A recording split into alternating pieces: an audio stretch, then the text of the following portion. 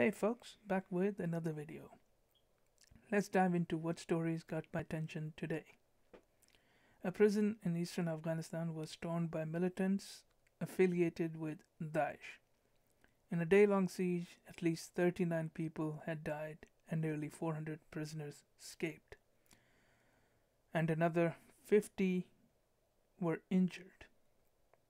Now, by the end, the Afghan security forces restored order. While Taliban and Daesh are at odds with each other, it seems that Daesh may be trying to establish a base in Afghanistan to operate from. Hopefully, the Afghan forces can defeat the last vestiges of this terrorist organization. Moving on, Israeli jet bombed Syria in retaliation to an attempted bombing in the Golan Heights. Now, there are contradictory reports as to the extent of the damage, but so far no casualties are reported. Now, Israel and Syria are involved in these cat and mouse dynamics for some time. However, sadly, it is the poor who have to suffer for these wars. I hope that Middle East can see peace. Moving on, the United Arab Emirates has launched the first nuclear power plant in the country.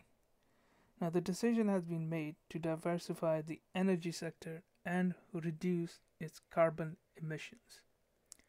However, some worry that the UAE may use its nuclear power plant as a springboard to build a nuclear weapon.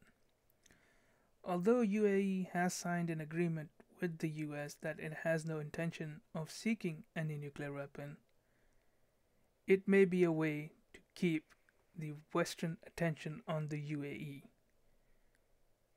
As a side note, most people forget that for the past 30 years, Iran has been accused of being a few years away of having a nuclear weapon. So far, no clear evidence has emerged to the contrary, and Iran does not possess the material for a nuclear-grade weapon.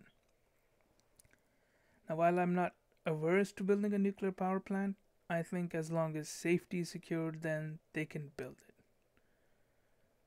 Moving on, President Trump said that Microsoft should pay a substantial amount of money to the Treasury because the US government facilitated a deal between TikTok and Microsoft.